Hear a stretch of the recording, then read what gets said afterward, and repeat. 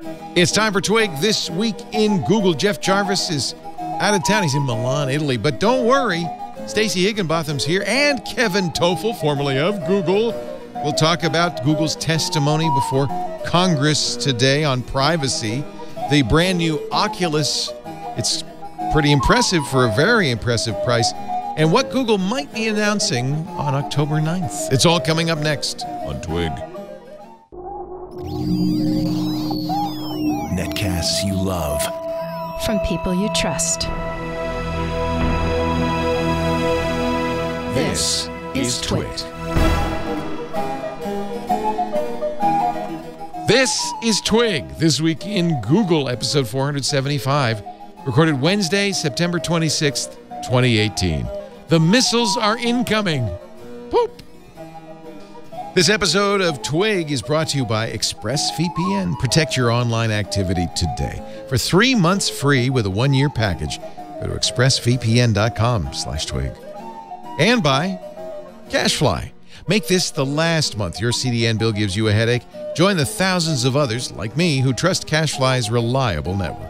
For a complimentary detailed analysis of your current CDN bill and usage trends, visit twit.cashfly.com. And by Rocket Mortgage from Quicken Loans, introducing Rate Shield Approval. If you're in the market to buy a home, Rate Shield Approval locks up your rate for up to 90 days while you shop. It's a real game changer. Learn more and get started at rocketmortgage.com/twig. It's time for Twig. This week in Google, the show where we talk about really any old thing we want to talk about. Google is, because Google's all about everything. We can talk about everything. Stacey Higginbotham is here from StaceyOnIoT.com. Hello, Stacey. Hello, y'all. Coming to us from Dallas, Texas. Indeed. Home of, well, I don't know what it's, the Cowboys and the Texas State Fair. It's almost State Fair time. I bet the Texas Snickers. State Fair. Sneakers? Snickers. Oh. Although I'm sure they'll deep fry a sneaker if you ask them to. I think deep fried sneakers would be delicious. You can deep fry almost anything. It'd be good. Also with us, her partner in crime, Kevin Tofel, part of the IoT podcast, and editor-in-chief at AboutChromebooks.com, and a freshman in college. Sort of. Yeah. Hi, Kevin. Yeah.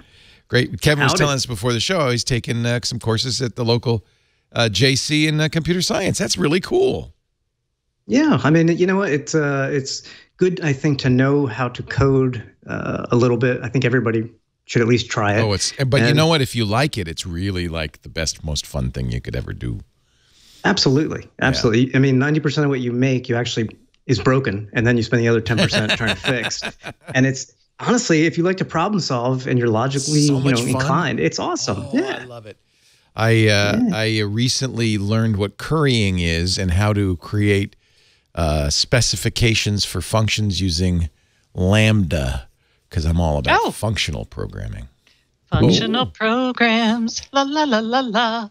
It's so much fun. It's so much fun. Anyway, we could talk about that. I actually would not mind talking about that, but that probably is a little bit esoteric for most people. Let's talk about... It's very IoT-centric, though. Is it? It is, yes. Well, yeah, because if you think about serverless and ways to cheaply perform, basically trigger actions for IoT stuff, that is all functional programming does. And one advantage, functional programming is kind of coming back. You know, it was all the rage in the 50s.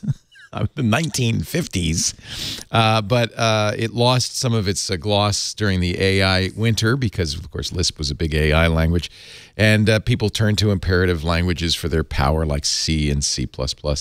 But it also, that was part of the reason we have so many flaws and exploits and problems. And now that we're in almost every case, not so much IoT, I guess, but almost every other case doing multi-core processing and multi-threaded computer program, people are returning to functional because it's really good for an environment where you can't predict, you know, which core is going to be active when, what thread's going to be working when. And so I shouldn't be taking this Fortran class then, is what you're saying? I'd stay away from the old Fortran. Actually, you're taking a Java class, which is cool because you can do functional programming in Java with something called Clojure, K-L-O-J-U-R-E, and Clojure Script for JavaScript. And that is, that's kind of my current kind of fascination. I think that's really interesting. But enough of that. That's not about Google. That's not about Google. It might. I don't know. Is it about IoT? I guess if you're talking Raspberry Pi, that's what you were doing, right, Kevin? Learning Python on a Raspberry Pi and. Yeah. For the IoT stuff, I mean, we created our voicemail on a Raspberry Pi using Python, and then we used Python to have a LifeX bulb turn green when like Bitcoin was up. Oh, I remember red that. when Bitcoin was down. Yeah, that's a good hack. It was all of 30 lines of code. I mean, it's not too bad. I like how Kevin says we. It was really Kevin. Have you done any coding, Stacey? I tried to learn Python. I love to problem solve, but I have to problem solve with my hands and wires, and I would be your sysadmin. I would not be your that's good. comp sci person. You're She's hardware. a maker. He's software. She's a maker. It's perfect. It's a perfect relationship. Let's, well, I don't know where to start. I want to mention that October 9th, Google is going to have a Made by Google event in New York City. We will stream that live starting at 8 a.m. Pacific, 11 a.m. Eastern time. It's a Tuesday, right before iOS Today. And I'm hoping, Kevin, maybe you could join us because I think we're going to see new Chromebooks. Well, I think we are too, and I'm sure we're going to talk about that in a few minutes. The funny thing is, these potential new Chromebooks, I kind of scoped out some code and some hints, and Google was talking to me about an invite for the event, to go to the event, and all of a sudden I published these little things, and they're like, not getting back to me now. You're kidding. Are they mad? Yeah. I wouldn't be surprised, but, you know, and so I respect that. This is your article about Nocturne. Is that what you're talking about? Correct. And I only found it because Google actually made a mistake in their code. Yeah. See, they should have been using Lisp. Okay. Yes. Well, so the story is, I mean, anybody can go see the Chromium code because it's all open source. Yeah. And that's where Chrome OS is developed and so on. And all the new devices eventually roll through there, all the functionality. So I'm scoping that stuff like twice, 3 times a day. Well, I noticed that they had 4 keyboards, detachable keyboards mentioned, and the code names were Wallaby, Hammer, Wind, Whiskers, and Bridge, BRYDGE. Well, we all know Bridge. They make keyboards for the iPad Pro and Surface Pro. Right. Well, the next day I looked at that same code and Bridge was replaced with the word Wallaby. So somebody put in the description Bridge when they should have used the code name of this. So I went to Bridge's site and using Google Cache found the images that you now see. Brilliant. Okay, that's called reportage. That is very nicely done, Kevin Tofel. So these are images that from Bridge, but clearly show a new Chromebook, and you think it's a tablet because it would be using the detachable Bridge keyboard? Yes, that's correct. They're actually, Bridge is making 2 keyboards for Chrome OS. One is it looks like USB, and one is the same kind that they make for the iPad, where you slide the tablet into the 2 little hinges. Right. And they had renders of the keyboard, but then I noticed renders of the tablet in the keyboard, and I noticed something. If you look at that, there's no like Lightning port. It's not an iPad. It's got a Chrome OS screen rendered on it. Yeah. At the top, actually, that picture that you just had, looking at it from way above, there is a power button that's flat, and there's Chromium code showing that that's how the fingerprint sensor will work with Chrome OS at the top left. So this is not just a power button; it's a fingerprint reader. That is correct. Oh, that is correct. Yeah. And also, these devices should support acoustic echo cancellation. I found code for that. That looks like 2 microphones right there. There's 2 there. There's some on the sides. Oh, yeah. So, and clearly, when you see the keyboard, it has a Google Assistant button. It's got the Google Chrome Launcher button, and it's got the hamburger settings for Chrome OS. So there's no doubt the keyboard is legit. Yeah. Is that a render based on a mock-up? I don't know. But I suspect Nocturne looks a lot like, if not exactly like, what they're showing there. So that's interesting because, of course, Google had a tablet called the Pixel C that some loved. I thought it was pretty good, but was suffering because it was running, Android, and the tablet apps were just inadequate for it. It was a very nice piece of hardware, but not such a great piece of software. But it sounds like they're going back to the well, and this time, instead of Android, they're going to use Chrome OS. That's correct, which essentially they're using Chrome OS with Android because you can run Android apps, obviously, on Chrome OS. I had heard, and I can't I don't know if it's true or not, the Pixel C was originally designed to run Chrome OS. Well, or some weird hybrid that they were working on, right? That was it could be. I think that was what's his name's story in Ars Technica. Was that he thought that was it Russell Holly? Who was it that wrote that story? But Russell, maybe Ron. Oh, it was Ron Amadio. Yeah. Ron Amadio had done some digging similar to yours and was of the opinion that the Pixel C was intended for a hybrid OS that never was released, and as a result was kind of a redheaded stepchild at Google, and which is too bad because it really, I mean, great Jeff hardware. Jarvis still uses it. It was amazing hardware. He loved it. I loved it, but Android just didn't serve it well. So this will be very interesting. By the way, I should mention Jeff is on assignment. he's somewhere trapped. Where is he, Carson? He's somewhere. I don't remember. Sit way? Where? He's in Milan. Oh, that's tough life. He's in Italy. All right. I want to go on Jeff's assignment. Yeah, Milan is not so bad. That's the fashion and risotto capital of Italy. All right. Is he fashionable? Is he going to fit in? No, but you answered that way too quickly. He probably eats risotto. But it's interesting because most people were talking about this Made by Google event in October really are talking about the Pixel 3. Everybody's anxious to see the Pixel 3. And but I think a new Chromebook would be great from Google. Will this be a high-priced Chromebook, you think, like the existing Pixelbooks? I think it'll be close to those prices. My suspicion is that you'll be able to buy the tablet by itself, and then you'll have a choice of detachable keyboards, or Google will sell you a detachable keyboard to go with it. It appears that it's going to have 8th generation Intel Core processors that will boost the price. It looks like I found more code, 3000 by 2000 resolution. Ooh, so if that's the case, that'll boost the price. Yeah. So yeah, and I know a lot of people are kind of upset about that. I totally get it. But there's a lot of vendors that make relatively low cost Chromebooks, right? So Google wants to take that flagship design and price and go with it. That's fine, you know. And there are other options. There's great mid-range choices as well. I think this will be spec to the max, or at least you'll have choices to spec it to the max and raise the price because of Project Campfire, which is running alternative operating systems on a Chromebook. Right.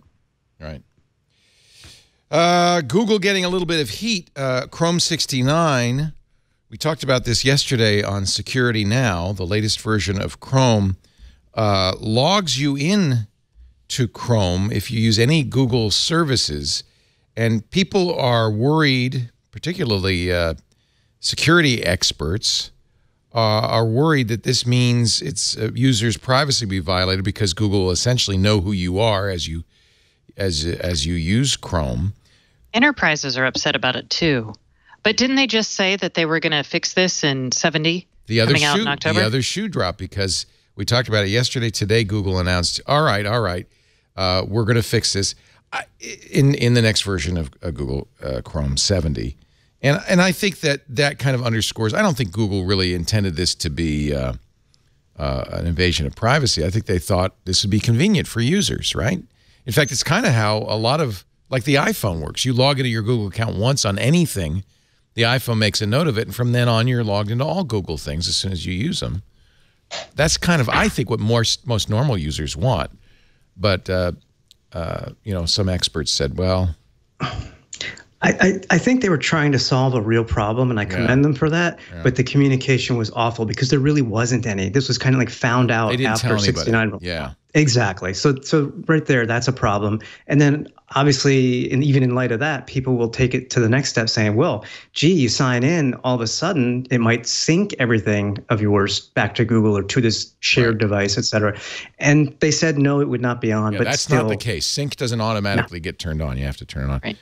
But bad communication. So are they going to let you? Oh, are they going to let you opt out of it, or are they just going to kill that? I suspect they're going to let you opt out of it because it is a useful feature for people who just say, "Look, I use Google everywhere. I want to log in to Google once and have it be every." You know, and this reminds me a lot of a couple of years ago, and we were talking about it on the show. I don't think you were with us yet, Stacey, when Google unified all of its services. Remember, it was a separate login for a while for YouTube, Gmail, et cetera, et cetera. And then now in this case, Google was very public about it. They changed their privacy policy. They gave people advanced warning and so forth. But I think it's the same idea, which is one account, one Google account across all Google services, and Chrome. Google clearly thinks Chrome is a Google service, which I think you could make a strong case for. But I think they also understood people's, like Matthew Green from Johns Hopkins, complaints about this and did the right thing, which says, all right, in the next version, you can change that behavior. Most people, ironically, yeah, they're saying, in fact, they have a mock-up screen of it already in the settings. There will be a allow Chrome sign-in toggle button in Chrome 70, so you could opt out. I hope that's going to be off by default. I can almost promise you it's on by default. Yeah. It would be nice to have it the other way around, but again, I don't think this is Google trying to. I mean, who knows? It's very hard to impute somebody's motivation, or especially a big company's motivation. But I think Google's just thinking this is how users work. They want it to just work seamlessly and automatically. I mean, I know they realize that people have trust issues with them, whether it's for real reasons or not is irrelevant to my point. Right. But you're not helping yourself by not communicating this stuff. That's what makes it so it was avoidable, quite frankly. You know, they could have said this was coming. An unforced error, as we say in baseball. I don't know that. Kevin and I know. Okay. Oh, Kevin and I know. Let's see. Okay, that's it. That's the show. I'm done. I don't have anything else. You got nothing? Oh, I bet you guys have a few things to talk about. There's the privacy hearings. Do we want to talk about that? They're going on, or went on this morning. I guess they're probably over now. Did either of you get to watch? I watched for like a hot second, but then I had to go, so not usefully. Yeah. But I did read the testimony from people. And Google sent their chief privacy officer to testify. People were there from all walks of Silicon Valley. Apple sent Bud Tribble. Okay, not all walks, just the big tech companies. Just the big tech companies, and for some reason, Charter Communications. And Charter. The reason I don't pay a lot of attention to this, and I didn't make an effort to sit and watch it, is I don't have a lot of confidence that this is anything more than window dressing. I think. You think so? I think we are going to get federal privacy legislation. I think we've hit a tipping point, and the fact that California enacted their own laws will scared the hell out of Silicon Valley. It did. And so you see that in these negotiations, or rather you see that in their conversations, which is, hey, let's do a federal privacy law now. Yeah. And most of these companies don't want 50 different privacy laws, right? But they also don't want some of the specifics of California's, which calls for more disclosure about what types of information is being cataloged. So I think actually something could happen. I don't think it's going to happen this year. Maybe next year. It really depends on the midterms. So I would, yes, this is bluster and silly, and it's our politics at work. But I do think behind the scenes we're going to see some real action on this going forward. U.S. News and World Reports writes, a U.S. privacy law could be good for Google but bad for you. Congress is taking the first steps toward setting national rules governing how companies use consumer data, kind of our own GDPR. And, of course, this is with an eye to states doing it themselves and to kind of preempting that.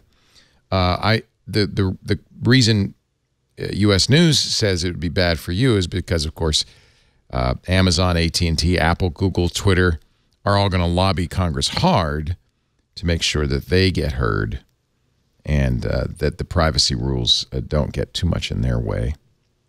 They still have to pay attention to GDPR, though, right? California's law takes effect in 2020. It does only apply to California consumers, but all of these companies have business in California. And there's a lot of consumers. Is it the first most populous state, or is that New York? Well, we're right up there with New York, if not. Oh, okay. I'm just saying. I don't know. New York's got that big city. That really skews the results. You guys have like two big cities. White House spokesperson Lindsay Walters said the goal is a policy that is the appropriate balance, and this is what Google loves to hear, between privacy and prosperity. Prosperity means profits for Google, AT&T, Apple, etc. That is ridiculous. Anyway, moving right along. One quick question. Do you think, I know it's not like the FCC where they take comments on proposals and such, but do you think they might do something similar to that? Because I think people should have some input into this, or at least could vote. Have commentary. The only input we ever have is the vote, right? And good news, 6 weeks from now, we'll all get some say in this matter. I don't, So actually, hold on 1 second. They will write whatever law they write, and then they will draft an agency, most likely at the FTC, to be in charge of enforcing it. And when the FTC makes policies based around that law, then there's the possibility of civilian or civilian input as part of that process. And then there's the courts. By the way, according to the chat room, it's California, Texas, Florida, then New York. Oh, okay. Thank you, chat room. So you're number 2. A motto worth celebrating.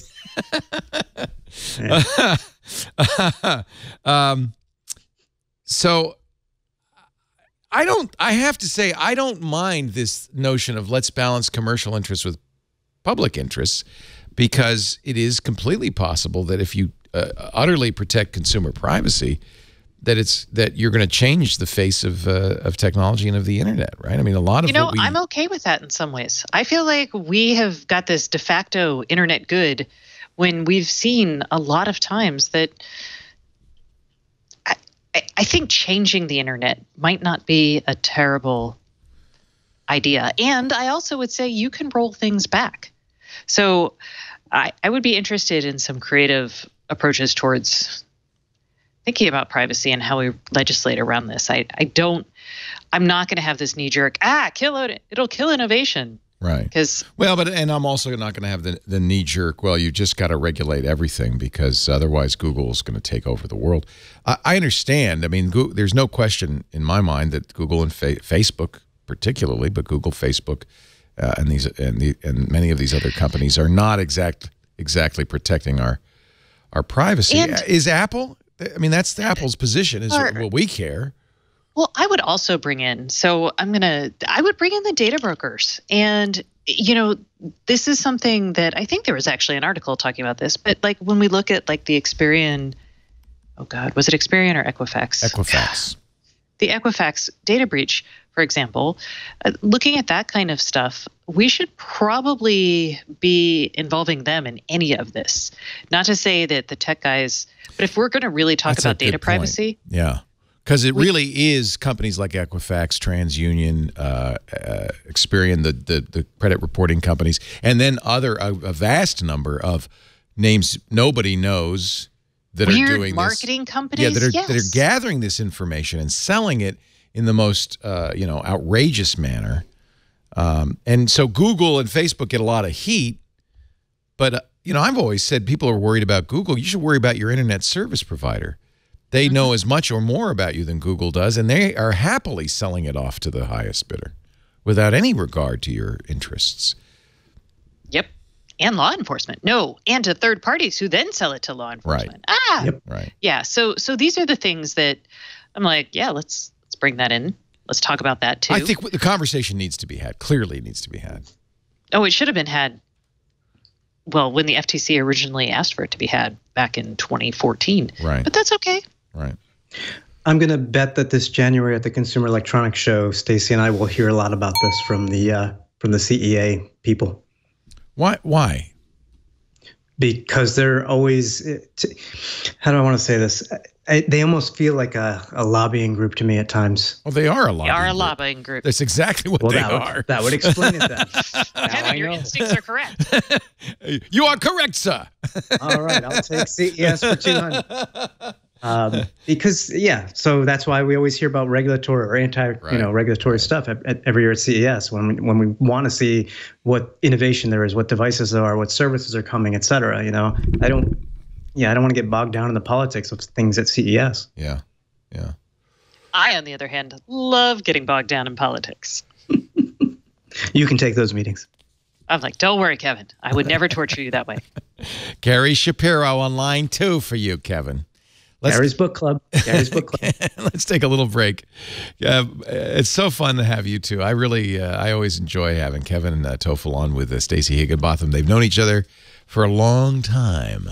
And years, man. Years. A decade. Is it that long? Decade. Wow. High five, Kevin. Whoosh. Oh, other side. Whoosh. I'm in the middle.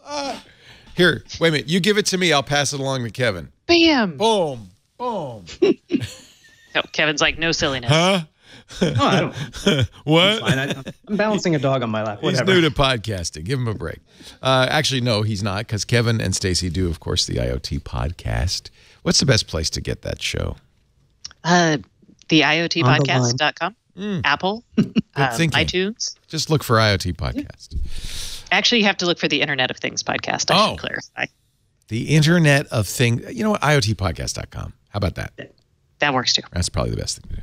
Our show today brought to you by ExpressVPN. We're talking privacy. We're talking about how your internet service provider might be spying on you. Not to mention the hacker at the coffee shop down the street and everybody else. You're being tracked online by social media sites, by marketing companies, by your mobile provider, by your internet service provider.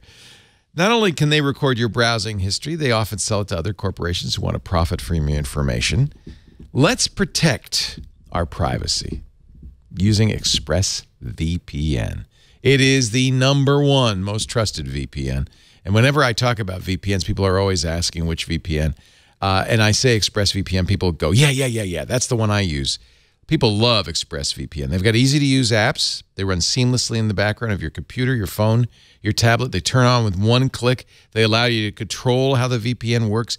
Your internet traffic will not only be secure, it'll be anonymized. They encrypt your data. They hide your public IP address. And, of course, they don't log. They don't keep track. So no one will find out what you're doing online. You can safely surf on public Wi-Fi, on your home Wi-Fi, without being snooped on or having your personal data stolen. TechRadar called it the #1 VPN service. 30-day money-back guarantees, very affordable, less than $7 a month. ExpressVPN. Protect your online activity today. Find out how you can get 3 months free when you get a 1-year plan at expressvpn.com/twig. expressvpn.com/twig. 3 months free with a 1-year package. I've tried them all. This one's the best, the fastest, the most secure. And if you read their privacy policy, and everybody should whenever you use a VPN, carefully read the privacy policy. You'll see they're the best there too. expressvpn.com/twig. The Creepy Line. I want to see this. The Creepy Line. It's an anti-Google documentary. It's according to The Verge, a conspiratorial playlist for the right-wing tech backlash. This is where you can go too far, right? Or no? Wait, what? Huh? Huh? I haven't seen it, but I want to see it. Can you see it on YouTube? Where is it?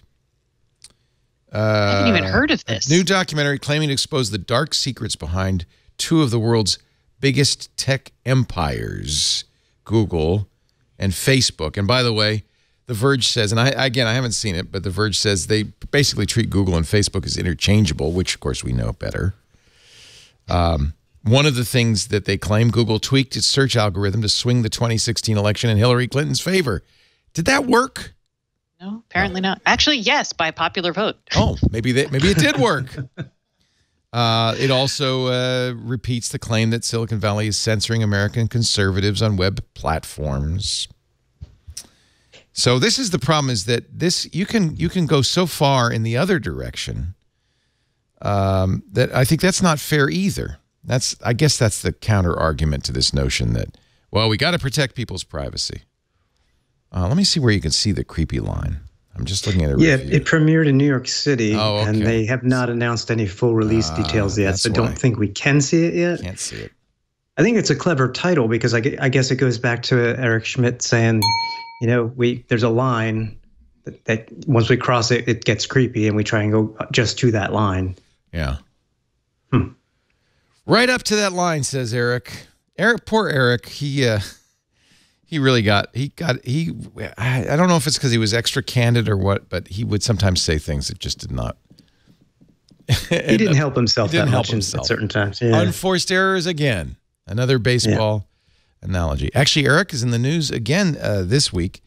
He says that the internet, he predicts, will be bifurcated into Chinese internet and the U.S. internet.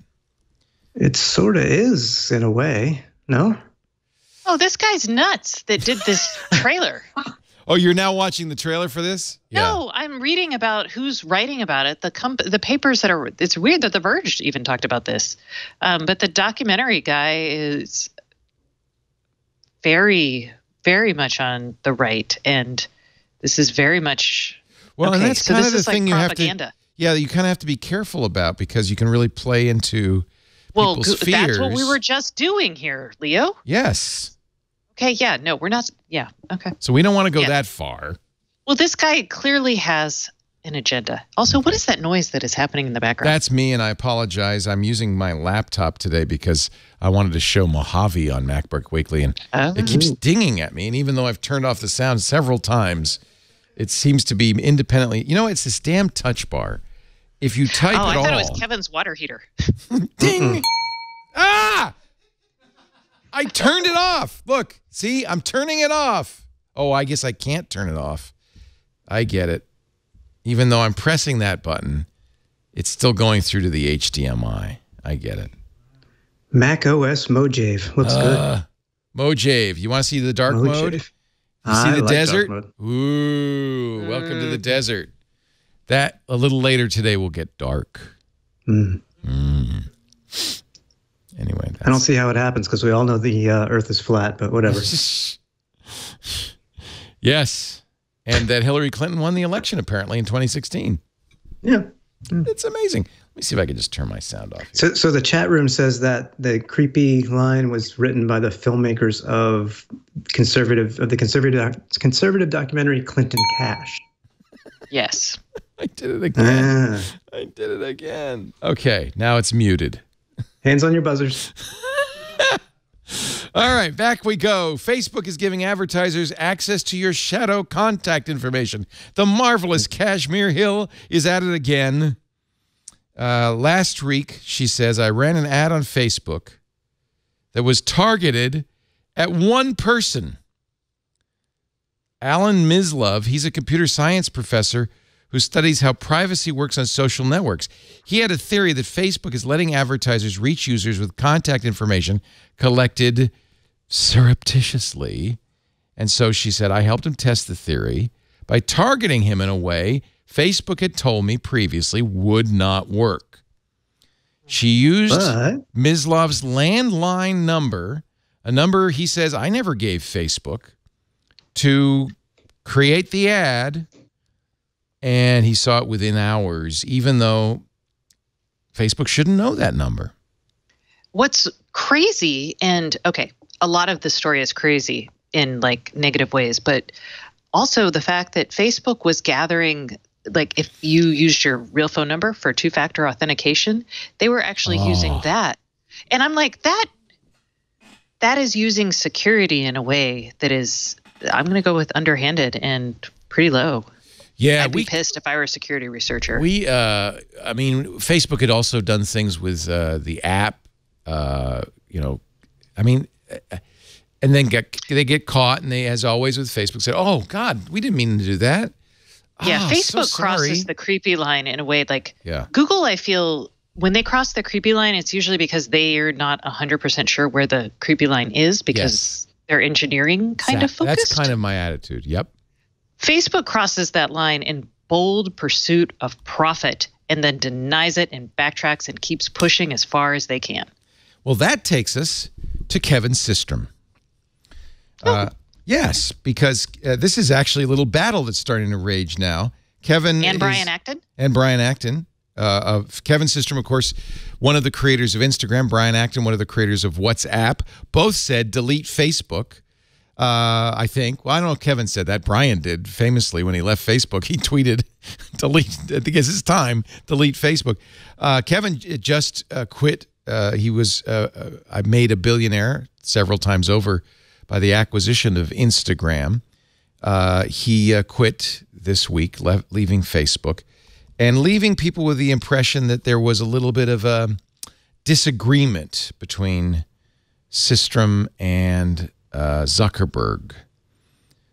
There's also a really interesting interview with Brian Acton in Forbes by Parmi Olsen, in which Acton is even, you know, I think you could say Systrom didn't say anything. Maybe it was a little innuendo when he said, we're going to go off and be creative again.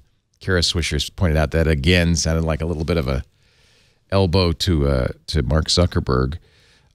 Brian Acton is not being subtle about this at all. Let me see if I can find some of the quotes. He said he left because Facebook, well, at first he went to Zuckerberg to say, look, we have an agreement that I can leave and get all my stock. The issue, of course, is how much of the money that Facebook paid for Instagram he would get. He apparently left $850 million on the table. He says, I didn't intend to, because there was a clause in the acquisition agreement that said if Facebook should start to monetize WhatsApp, he could leave and get all the stock. If Facebook began, quote, implementing monetization initiatives without the consent of Acton and Jan Koum. So he decided, well, that's what they were doing. He said he decided to pursue two ways of making Facebook had decided to pursue two ways of making money from WhatsApp. First, by showing targeted ads in WhatsApp's new status feature, which Acton felt broke a social compact with its users. Targeted advertising, he says, is what makes me unhappy. They also wanted to sell business tools to chat with WhatsApp users. So he said, I'm leaving. And I want all my stock. He was called to Zuckerberg's office. A Facebook lawyer was present. And they said, this is not clause. This does not invoke that clause. You can't get the full allocation of stock.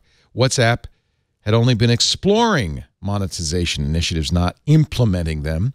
And then Acton says in this article, Zuckerberg, for his part, had a simple message. He was like, quote, he was like, this is probably the last time you'll ever talk to me, end quote. Acton said, rather than lawyer up or try to meet in the middle, he just left and left $850 million on the table. Now there's a story, a Facebook post by a guy named David Marcus. The other side of the story, he said, what did he called? He says, he called Dave Moran, right? He says, Acton's attacks are a new standard of low class. Dave, you're talking Dave Moran? Isn't that who he talked to? This is Dave Marcus wrote this. But I thought he had talked to Dave Moran. Okay, doesn't matter. I think Moran has left Facebook long before this. No, but I think he quibbled with the Acton portrayal. Okay. But that's okay. Not having a Facebook account, I find it difficult to read these articles, so I'll have to trust you on this. First, there are a few companies out there, writes David Marcus, that empower and retain founders and their teams for as long as Facebook does. Systrom and Krieger, the other Instagram founder, thrived at Facebook for 6 years. Koum and Acton over 4 and 3 years, respectively. Or I'm sorry, it should be Koum and Acton. Yeah.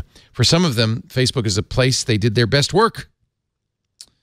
Second, on encryption, business model. I was present in a lot of these meetings. Mark protected WhatsApp for a very long period of time, and you have to put this in the context of a large organization with businesses knocking on our door to have the ability to engage and communicate with their customers on WhatsApp the same way they were doing it on Messenger. Oh, okay, so there was a lot of pressure from sponsors. Okay. During this time, it became very clear that while advocating for business messaging and being given the opportunity to build and deliver on that promise, Brian actively slow-played the execution and never truly went for it. Lastly, call me old-fashioned, but I find attacking people in a company that made you a billionaire, that's a good point, and went to an unprecedented extent to shield and accommodate you for years, low class. It's actually a whole new standard of low class. Also, in Stratechery, a great article, I think, as always, by Ben Thompson, talking about Kevin Systrom, saying that the CEO of Instagram, as soon as he sold to Facebook, really is Mark Zuckerberg, and there's no other way around it. And as soon as you sell your company, that's what happens. And that's that. I feel like everyone talking about Brian Acton, and I'm like, okay, yes, he left a lot of money on the table, but he got a lot. He went to try to get that money. Right. He got a lot of money. Right. And it's really easy after you sell your company to Facebook for $22 billion to be like, oh yeah. I mean, there's no doubt what Mark Zuckerberg and Facebook are going to do in this situation. There was never any doubt. If you sell your company, you can fight to keep it from being monetized, but it's kind of in a way what Ben Thompson's saying over at Stratechery is you're selling your company to Facebook. That's what they do. They're a business. And he says that's the difference between creating a product and running a business. Well, no, and I would say you don't even have, okay, I agree, that's sort of true, but you don't have to run a business the way Facebook runs a business. No. You can run a business. But you do have to monetize. You have to monetize. And Brian Acton actually talked about doing some sort of pennies per however many. Which Sheryl Sandberg said is a non-starter. Wouldn't scale. It wouldn't scale. and Acton says to Sandberg, the CEO of Facebook, well, you don't mean it won't scale. Of course it'll scale. What you mean is it won't make as much money as our plan. And you know what? That's good for him for calling that out. I mean, but I will say that part of the problem here is you take venture capital, you suddenly have people on your board who are going to push you to make the most lucrative exit possible, which will take the goals of your company and change them. And, you know, this is why once you sell your soul, you can't really complain that the devil is a bad guy. Exactly. You can, but you know, you're not going to get a lot of sympathy. And it won't matter. You certainly can't go like, I'm really sorry about my users. I have to live with that every day from my yacht. From my yacht. Uh-huh. Stratechery, Ben Thompson, Systrom was never the CEO of Instagram. To be a CEO is to have a company that can stand on its own. The difference from Zuckerberg, Instagram's real CEO, is stark. Facebook launched in February, sold it 2004, sold its first ad 2 months later. You know, they basically was always built to be a viable business. And I have to say, I agree that a lot of times with apps and a lot of the startups in Silicon Valley, there's never really a notion of, well, how is this going to be a business? It's more, how are we going to exit? How are we going to return the money to our investors? And that doesn't necessarily mean by making a profit. Uber loses billions a year. And that feels disingenuous, and it's a problem because your users, you're going to piss off your users. Yeah. If you say to them, you know, oh, if you're going with this like network effects, we got to scale, we got to get as many people as possible, and then you suddenly are like, oh crap, we have to have a revenue model. Yeah. People don't like to pay for stuff that they used to get for free. Yeah. Hello, we are in journalism. It's really hard. Mm-hmm. So. Yeah. Go complain about this to somebody who is not worth $3 billion and see how they feel. Anyway. Anywho. Oculus. Someone in the chat. Oh, go ahead. Oculus was going to do. I was going to talk about Google for a second. Someone said it's Google's 20th birthday, but is it? I'm not trying to doubt the person in the chat room, but I was like, I feel like I would have noticed that. It is the 10th anniversary, hard to believe, of the first Android phone, the G1. Right. Which I have. Could you get me my G1, John? It's back in my... Google was founded in 1998. August 9th. Oh, my gosh. Yeah, let's see. They incorporated Google as a privately held company September 4th, 1998. So it is 20 years and 3 weeks old. Oh, it says tomorrow, September 27th, is Google's official 20th birthday or anniversary. So Wow. Google created a special logo. Oh, let's see. Google's saying that on... Oh, my internet is slow. There's no Google Doodle today at all. Which is they have the first doodle up there. If you go to google.com/doodles, yeah, you can see the very first one from August 30th, 1998. Oh my. Ew, ugly. Well, it was a Burning Man doodle. Ew. Oh, this This shows a bunch of them throughout. Oh yeah, this is a great site. You didn't not seen this? This is all the Google Doodles. Yeah. But I didn't realize. Here's the 20th birthday one, which they've put up, but they've put on their site, but they haven't yet put it on Google.com. Right. Aww. There's the picture of the Google, what it looked like 20 years ago. What will happen on? I know when they're showing some searches. Now I wish I hadn't turned off the sound. But you know what? You'll be able to see this in living color tomorrow. Tomorrow. Yeah. Tomorrow. Okay, so I feel better now. You're not wrong. It's its 20-ish birthday. 20-ish. You know, as we remember, I'm sure you remember this, the debate over, is it the internet's birthday? Oh, today is the internet's birthday. Yeah, this is the 20th year, 25th. Endless. I'm like, yeah. So. Yeah. Well, happy birthday, Google. And happy birthday, 10 years after Google founded, they created the first Android phone, and I happen to be one of the nut jobs that bought the G1. It was 10 years ago on Sunday. And it had a keyboard sliding up, and it had Android Cupcake, I think, on it. It did have a little, see this little trackball? That's cool. Trackball. Yeah. Yeah. That lit up with different colors, I believe. Yeah, I think you're right.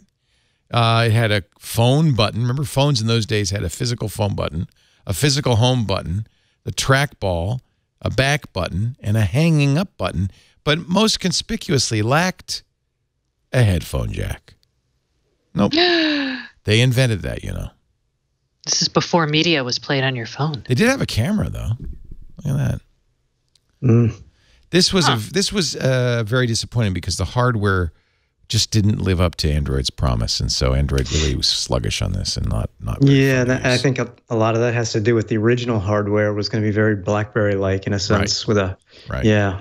So yeah, when they saw the iPhone, they went, oh my God, we can't release this, and they slab changed of glass. Everything. Slab of glass. Yeah, and that brought years of capacitive touchscreen lawsuits, pinch to zoom, all kinds of slide to turn stuff. off. Yeah. Yeah. The only people who got rich on that were the lawyers. Yeah.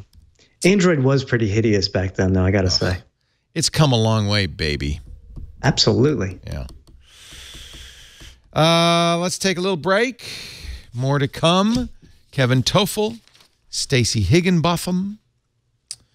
Should we talk? We could talk about the Oculus event today. I'm sure you guys talked or are aware of that. Is there IoT news? Oh, yeah. And I apologize. I didn't prepare a changelog for this week, but I will have one for you. Oh, you did? Well, I saw a changelog. I will do Karsten's changelog. Thank you, Karsten. Yay, Karsten. God bless you, Karsten. A Google changelog also coming up. Wow, there's a lot of stuff in here. Yeah, dude. Holy cow. We've been saving You go away for a couple weeks and boo. Wow, what happens? Google's been busy.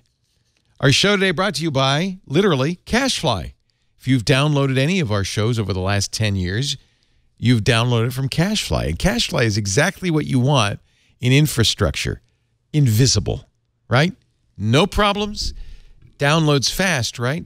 Because CacheFly is a content distribution network. When you're downloading a Twitch show from CacheFly, no matter where you are in the world, you're downloading it from a server near you, which means it's fast. It means it's 100% availability. That's important to me. We work hard on these shows, putting these shows out, and if you can't get it, all that work goes to naught. CacheFly guarantees 100% availability with a bulletproof 100% SLA, service level agreement. I love CacheFly. Remember the last time you were woken up at 3 in the morning with frantic phone calls because your CDN was out? I don't. Never happened to me. Not in 10 years. And also the other issue that a lot of people get is these billing spikes with the CDN. You can't predict your traffic, and a lot of CDNs will start charging you like crazy. So it's not unusual for somebody who has a CDN to be logging in every day saying, are we okay? Have we exceeded our limits? Oh, my God. I don't have to worry about that. I don't have to track my CDN usage because CacheFly's contracts are flexible. They're built around my demand, my traffic patterns. They work for me, and they will work for you. And, of course, support 24/7 from the best team. I love these CacheFly guys and gals. Smart, easy to talk to, agile text. They can answer all your questions right away. They don't pass you around 5 different departments. We've been hosting all of our podcasts, audio and video, on CacheFly practically since Twit began. Certainly since Twit began to be big. Petabytes of data downloaded every month from CacheFly. Petabytes. Man, if I didn't have CacheFly, I wouldn't have a business. Join the thousands of people like me who trust CacheFly's reliable network. If you deliver content to customers, whether it's games or podcasts or video, you got to check out CacheFly. We've got a special deal for you. If you go to twit.cachefly.com, you can get a free detailed analysis of your current CADN bill and usage. CacheFly will help you get the best deal possible. Many CacheFly customers, on average, CacheFly customers save more than 20% when they switch. Go to twit.cachefly.com. We thank CacheFly so much for making Twit. Without CacheFly, Twit does not exist. And now it's time for me to read Karsten's changelog. The Google changelog. I'm going to be doing this cold, kids, because I didn't put this together. This is these are from Google's blogs. Changelog is always about new things at Google.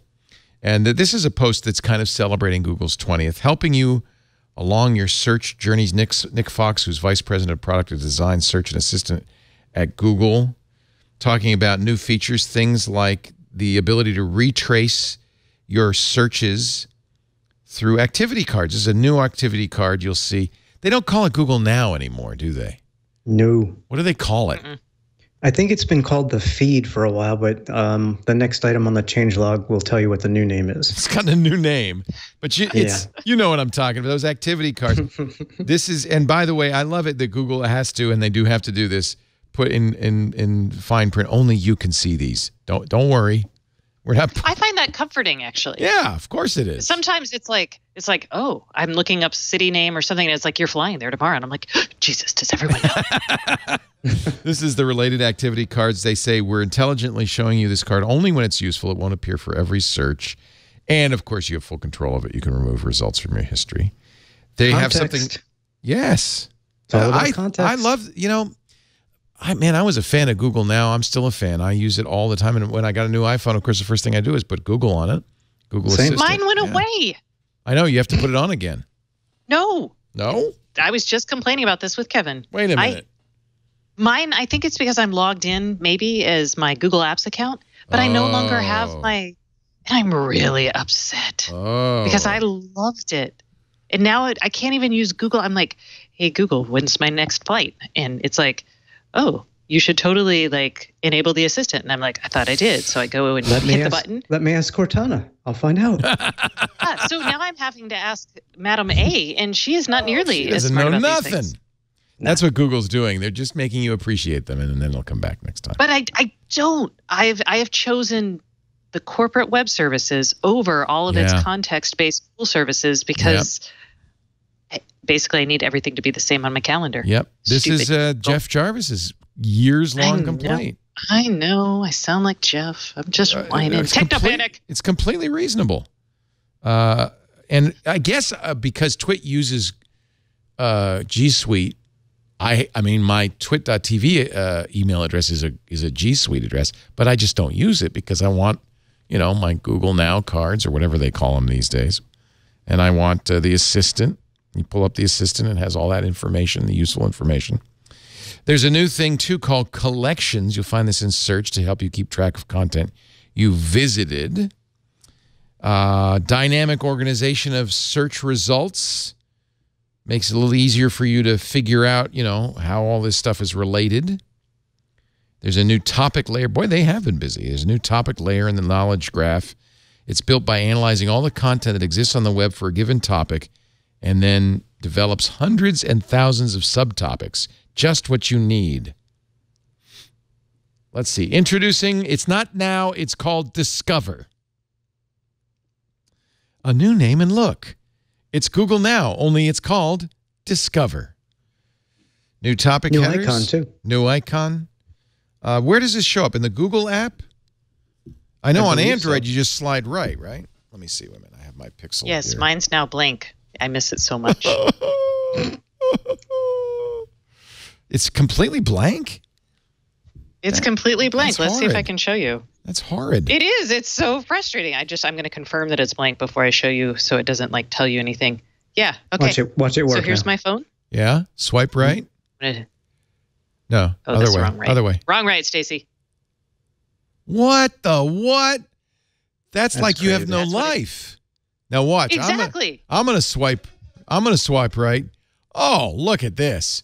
An article That's about what I used to have. The #1 sign of high intelligence, according to Jeff Bezos. An article about Elon Musk, the Surface Tesla model. It knows what I like. Well, I love you, Google.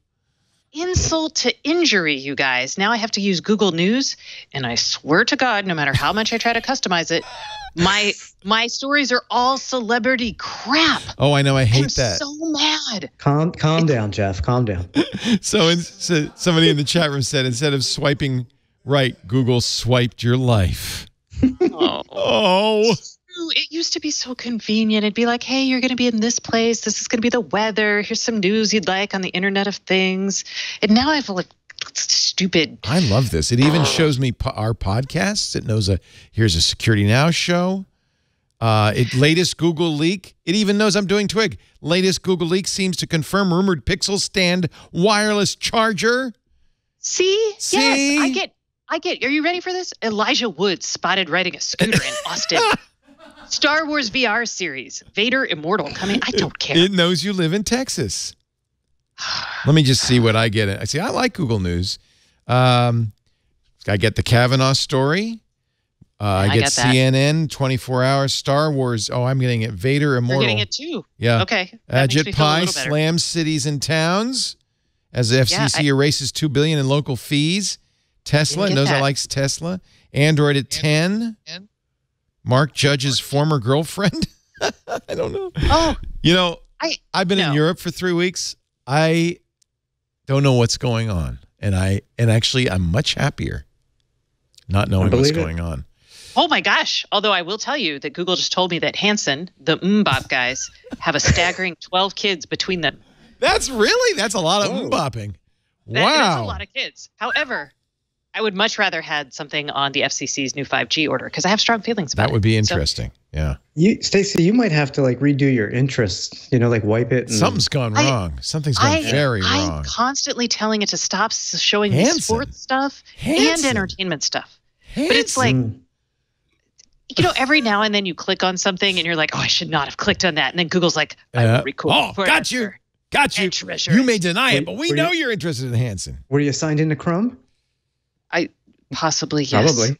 Yeah, signed into Chrome. Definitely. But yeah, I think Google News is just crap. I love it. I think it's crap. I've been for the last, whenever we started talking about it several weeks ago. You tried to give it a chance, huh? Optimizing and thumbsing up and down and trying to make it work and is your daughter using your Google account? No, she has her own everything. Okay. She's boycotting Google News. The only thing that's weird about Google News for me is they've decided to put a lot of local Petaluma news in. I actually like the local Austin news I get, even if it's Elijah Wood. Yeah, but you live in a big town. Oh, well, that's true. Local news in Petaluma, not so much. Not so well. Let me see if I can find you some of the big stories we're covering. 2 tomatoes from one flower grown today. Yes, exactly. Exactly. I guess, in a way that's reassuring, right? Well, life goes on. Yeah.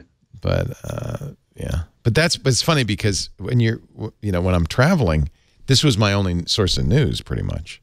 And I really didn't care that, 2 tomatoes grew from one seed. Well, anyway, yeah. Okay. I took a guess. Yeah. No, it was a good guess. It's pretty close. All right. The changelog ain't over, though, kids. So now it's called Google Discover. It was Google Now, then it was the Google Feed. Now it's Google Discover. More than 800 million people use the feed each month to stay up to date on their interests, writes Karen Corby of the Group Product Manager of Search. Today, as a part of the 3 fundamental shifts in how we think about search, we're launching a major update. The new name and look, Discover, New topic headers that will explain, and maybe this will help you, Stacey, why you're seeing a particular card in Discover. Yeah. I bet it's because it thinks I'm a girl. It's because you're a girl. It doesn't think you're a girl. It would be correct. I think it's right. So it used to think I was a guy, and I got to see all sorts of... And you got some good stuff. Well, I got things more tailored to my interest. I'm not judging that. To me, I'm more like a guy, according to Google. Yeah. Okay. Yeah. I've known you 10 years, and I never knew that. That Google thought I was a guy? Yeah, I never knew that. There's all that Googling about chips and software-defined networks. Yeah, it's like that's shameful if that's really what's going on. But I agree. But they fixed it now. Yeah. Now they don't think I'm a guy. No. And they think that yes, you're interested in Hanson's 12 children. Yeah, exactly. And the Kardashians. I get a lot of Kardashians. I think this is interesting. Evergreen content. They're going to put more content that isn't new to the web, but new to you. Well, that's good. I mean, you miss so much actual good content by cutting through, going through all the BS. So yeah. I love it if it delivers, that is. You should check, too, because they say there will be new ways to customize it, Stacey. I am going to check. And I'm trying to figure out, and I was following some admin things, which I do this like once a week, trying to get better Google services. There's one other thing to do, and they say this is new too, and this may not be there yet, but if you go in your browser to google.com, you're going to get the feed in there. Discover will be part of that, the Google homepage in all mobile browsers. I don't have that as yet, but that may be... That's going to roll out over the next few weeks. It would not surprise me that this shows up as an option on Chromebooks for the new tab page, too. Oh, that's probably why, right? That's just a guess, though. I haven't seen any code saying that, but it would not surprise me. More, according to Kathy Edwards, Director of Engineering, Google Images, more visual content in search, more imagery, more videos, illustrated weather reports, live sports clips, the visual recipe experience. 3 fundamental shifts. Boy, search has been busy in how we think about search, including a range of new features that use AI to make your search experience more visual. Immersive visual content with stories. Full screen. Can you believe she's 48 years old? Visually previewed topics. I'm talking to the screen. Visually preview topics with featured videos in search. So you're going to get these videos in the search results. Visual journeys with Google Images. And you'll be able to use Lens. Let's hide those. In the visual search results. So that's kind of interesting. There's another story in the changelog that you have to talk about, and I'll tell you why. Okay. You're going to thank me for this one. I'm thanking you already. All right.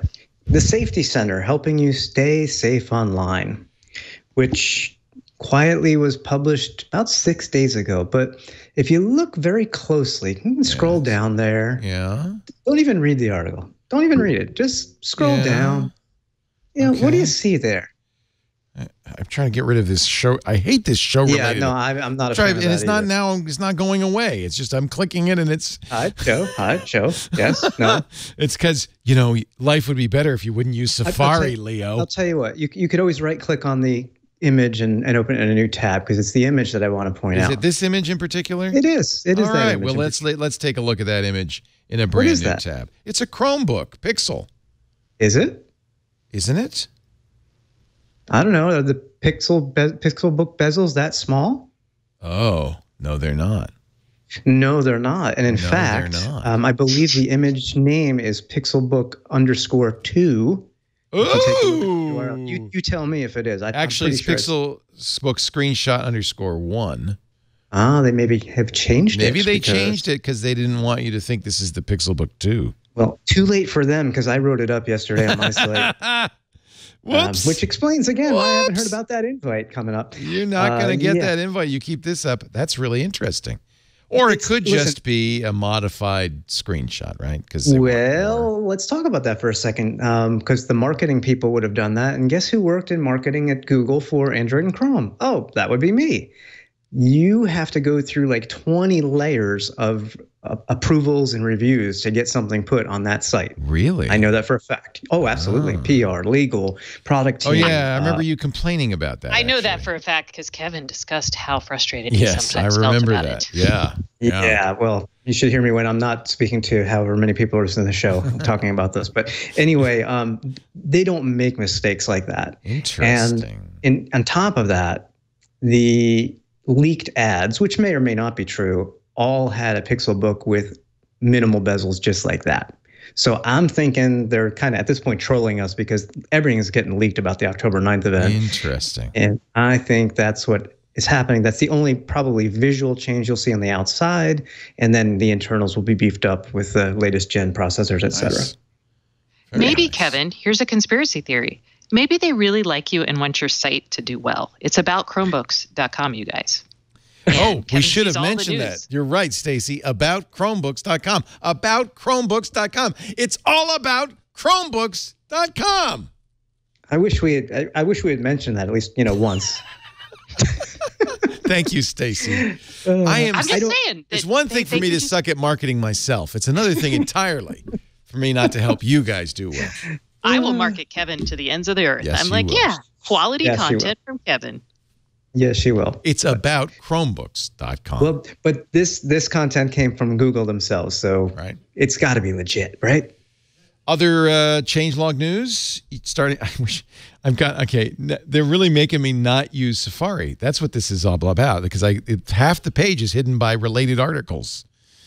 Starting today, you can use Google. Oh, I know why, because I made everything bigger. Starting today, there we go. You can use Google Maps to easily plan where you go as a group. Long press on any place to add it to a short list, the small floating bubble on the side of your screen. And once you see that floating bubble, it looks surprisingly like chat heads, the Facebook chat bubble. Yuck. Yuck.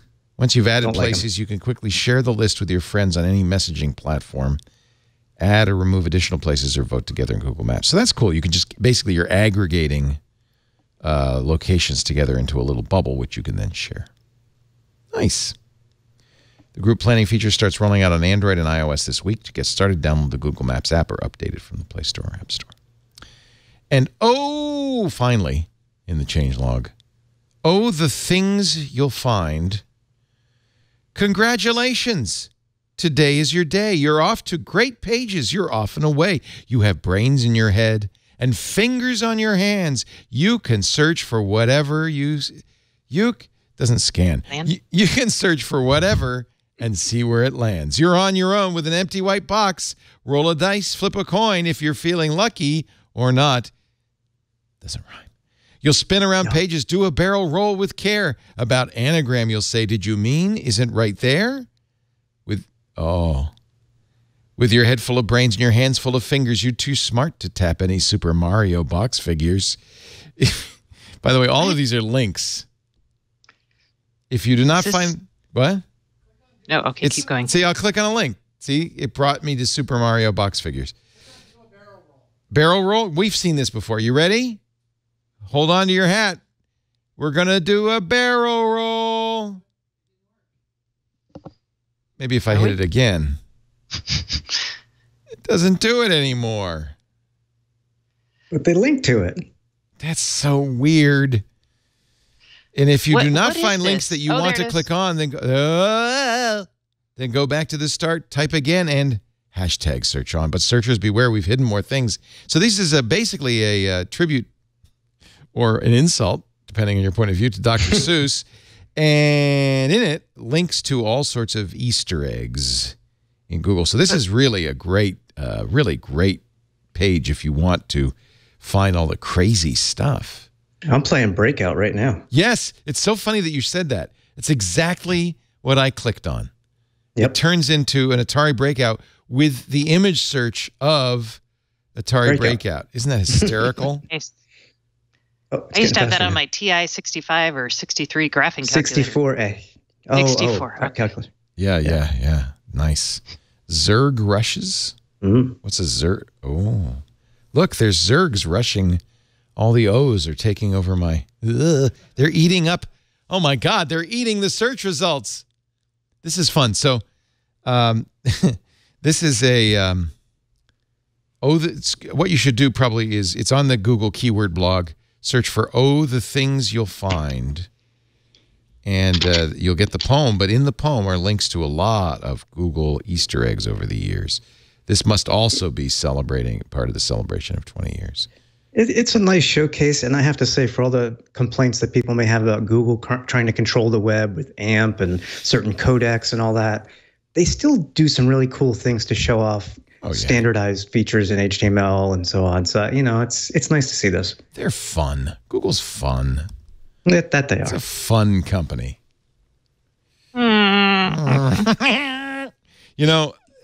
Honestly, I should never have tried to do that in Safari. It just broke Safari all kinds of ways, but it works nicely in Chrome. So do it in Chrome. So and I'll end it with the final stanza, whether you're Aussie or Kenyan or mostly Hungarian or an Indo-Peruvian Czech vegetarian, you're off to great pages. Today is your day. Your search page is waiting. So get on your way. That's kind of cool. I like that.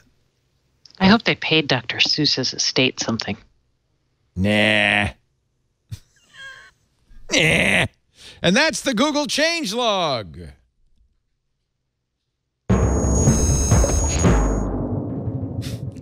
That's the most anticlimactic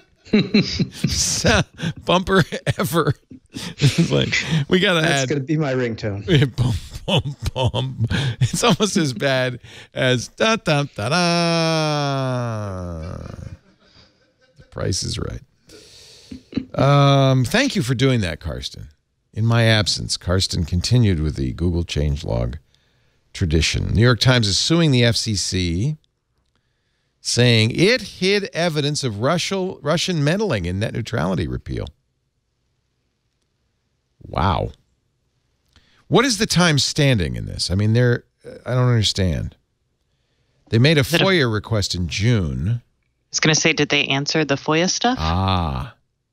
This led to a months-long process in which the Times repeatedly narrowed its public records request in order to overcome the FCC's various objections, but the FCC still refuses to release any of the records requested by the Times, so they're suing in the U.S. District Court for the Southern District of New York. There you go. That's it. They're not suing for money. They're suing for information. Go FOIA. FOIA. Which is, well, I mean, I guess you can't go up against the New York Times. They have actual lawyers. But there's been plenty of times I've made FOIA requests and I get back like all redacted pages, and I'm like, you punks. Yeah. But yeah, if you've got money and you've got the wherewithal and you're in the public interest at heart, that's exactly the process, right? You then go to court saying they're not living up to their requirements, the FOIA requirements. Yep. Thank you, New York Times. And thank you, CNET, who points out that if you want to convince somebody you're not a robot, use the word poop.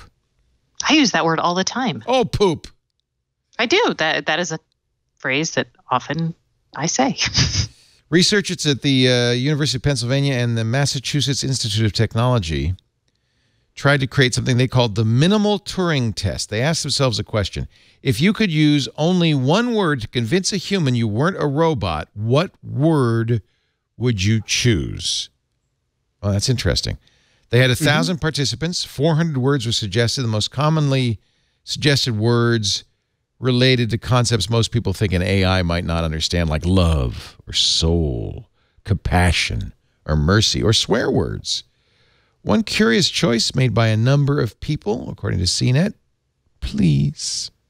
Now, if I said, are you a robot? And you said, please, I would say you're a robot for sure. I think Stacey is a robot. I am. I am a male robot, according to Google. You're a replicant. The research. Well, that blows CNET's whole theory out of the whack, because she says poop all the time. Poop. Exactly. So they put all the suggested words into a big bin, selected the most nominated word from each category. They took now another 2,000. This is a lot of work to go to this for this. Somebody's looking to get a PhD. 2,000 new participants, a random combination of 2 of the 10 words, then had them select which word they thought was chosen by a human and which word chosen by a robot. After all of this, the word most likely to convince another human being you're not a robot is poop. Wait, that's what people thought? Yes. So you understand what they did? They first got a panel of 1,000 people to come up with words. They sorted them. They massaged them. They triangulated them. Then they got another 2,000 people, at which point their professor, their advisor's already saying, guys, you're not going to get your PhD. And they get another 2,000 people, and they take one from column A and one from column B, and they say, okay, here's 2 words, please and poop. Which one's said by a human, which one's said by a robot, and poop. Yeah. So when Skynet goes online and we get attacked by the things, we're not sure if they're human or robot, we're supposed to say, do you need to poop? And see what they say? You know, we might not have to wait that long because... Wait, this is not even valid at all. Into thinking you're not a robot. You would say poop. You would say poop. All the robots now know that. Thanks, MIT and the University of Pennsylvania, for telling the robots. This is very confusing. Okay. Moving right along. Wait. She's confused by this poop conversation. In 1 week from today, right, fortunately or unfortunately, I'm not sure which, right before the show next week, for the first time ever, FEMA will test the presidential alert. Everyone in America with a cell phone will receive the same text message on October 3rd at 2:18 p.m. Eastern Standard Time to test the readiness of the presidential alert system. By the way, the message is not poop. It is, this is a test of the National Wireless Alert System. No action is needed. Unless the guy in Hawaii gets a hold of it, in which he's going to say, the missiles are on the way. Yep. Now. Poop. Poop. The missiles are on the way. Poop. The test will last about a minute. 100 mobile carriers will take part, which kind of blows my mind because I didn't know there were more than 4. This is not something you can disable. Now, have you heard the Amber Alert? Have you ever heard the alerts or the yeah? And it's the first thing you do. The first thing you do when you get a new phone and you get one of those, sometimes it's a dangerous weather alert or whatever, is to go into the settings and disable them, right? Except the one thing you cannot. No. Yes. You can't do that. What if someone's child was stolen? Okay, first of all, you're right. What if but it's never that. It's always the father and the mother had a dispute. That's still dangerous. Okay. I see that you were not as altruistic as I am. I am cynical. And the other thing is, I get these alerts, and it's somewhere 200 miles away. They don't narrow it down. That's because you live in California. In Texas, we have that same thing. They're like, someone in San Saba has been kidnapped. Yeah, you don't care. What are you supposed to do about this? I'm going to look for a dusty blue Chevrolet. Okay, if I get one in the area, I totally look for the car. Do you really? Yes. That's so cute. It's my job as a citizen. That's so cute. So, you can't disable the presidential alert. So you're going to, no matter what, every phone in the United States at 2:18 p.m. Eastern Time next Wednesday is going to go, this is going to be hilarious. It's a shame we won't be doing Twig at that time. I know. That's what I'm saying. I'm not sure if it's unfortunate or fortunate. I think it's unfortunate. I'll be doing Windows Weekly. But wouldn't you like to be like in Times Square? Or, never at a Knicks game or never. I want to know who's going to vet the message. Well, this isn't political. I mean, granted, they do say it will be. It says presidential.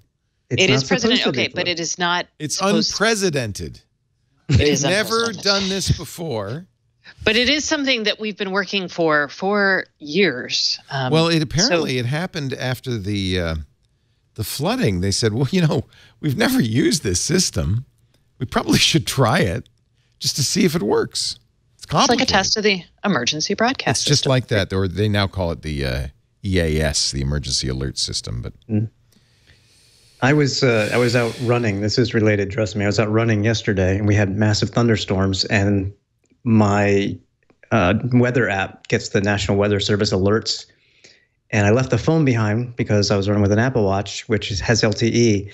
And I was about a mile into my run, and I got the loudest alert coming out of this. Wow. From my watch, because it has LTE. Right. It scared the bejesus out of me. Right. And I've never heard the speaker on this thing so loud. It was like they had a special volume setting that they could override on my Apple Watch or something. It was really loud. I was shocked.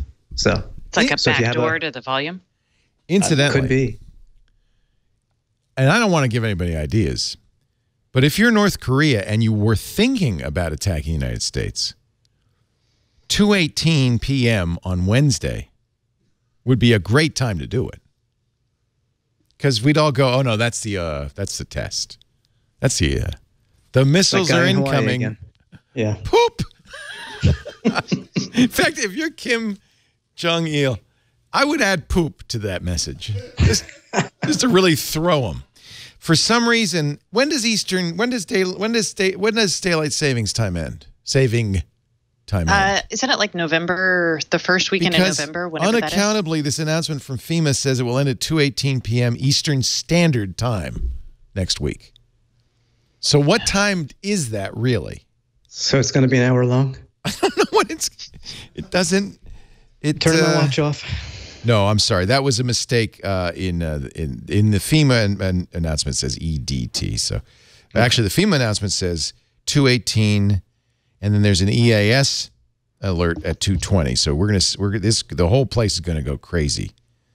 Cell towers will broadcast the WEA test for approximately 30 minutes, beginning at 2:18 p.m. Eastern Daylight Time. During this time, WEA-compatible cell phones that are switched on within range of an active cell tower and whose wireless provider participates in WEA should be capable of receiving the test message. Some cell phones will not receive the test message, and cell phones should only receive the message once. That worries me a little bit. Mm-hmm. The WEA test message will have a header that reads presidential alert and text that says, "This is a test." So just so you know, it's just a test. I'm just going to say it. If it says witch hunt, I'm done. That would be hysterical. It would be funny, witch honestly. Yeah. No, y'all, it would be sad. We're just so cynical. Collusion, witch hunt. That would be the best presidential alert ever. Sorry. No, it can't happen because as you know, FEMA is part of the deep state, so it's not going to happen. Let's see. That would be pretty funny, though. Witch hunt, poop! China. Wow. This is kind of, from Reuters comes this story, and it's a little bit just depressing. David Stanway writing. China has shut down more than 4,000 websites and online accounts in a 3-month campaign against harmful online information. This is according to China's own Xinhua news agency. 4,000 websites and online accounts in a 3-month campaign. More than 147,000 pieces of, quote, harmful information, end quote, were removed.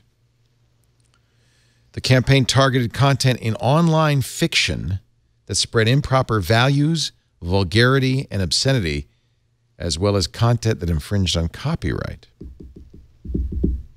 See, they have their own internet already. Yeah. Yeah. To be honest. Yeah. Did you guys see right before we started the show? You probably didn't because it literally happened right before the show. I caught a article on Wired that I threw in here closer to the top about. I found this interesting. Mobile websites can tap into your phone sensors without asking. Yeah. What the heck? Yes. Yeah. Yes, they can. The light sensor, like 2 or 3 other sensors, Stacey, because the web standards don't have a way to prompt the user to allow it or not. Lily Hay Newman writing on Wired. Yeah, that was surprising. And I'm surprised in a sense that we're just finding out about this now because it's not like mobile websites and smartphones are new. Researchers at the University of Illinois at Urbana-Champaign and Northeastern University, North Carolina State, and Princeton found that of the top 100,000 sites as ranked by Alexa, 3,695 incorporate scripts that tap into one or more of these mobile sensors: Wayfair, Priceline.com, Kayak. If you use Google Maps in a mobile browser, you'll get a little pop-up that says this website wants to see your location, and you can authorize that. But with motion, lighting, and proximity sensors, there's no mechanism. And there isn't, so because there isn't a permissions infrastructure, the browser just does it. Well, if they write a script to but you have to actively be browsing. Yeah, but yes. And by the way, so what? If they get my proximity to the phone or my orientation, it's not my sexual orientation, it's my orientation in space. Yeah, I don't know what they're doing with the information, if anything. The researchers note that on a malicious website, the information could fuel various types of attack, like using ambient light data to make inferences about a user's browsing, or using motion sensor data as a sort of key-logger to do things like PIN numbers. You know, I'm not going to put it. You can identify a person based on how they walk, and you could actually get that from a motion sensor. Yeah. But you'd actually have to be, I mean, this isn't going to be useful. It's not like they could turn it on and then watch you walk. No.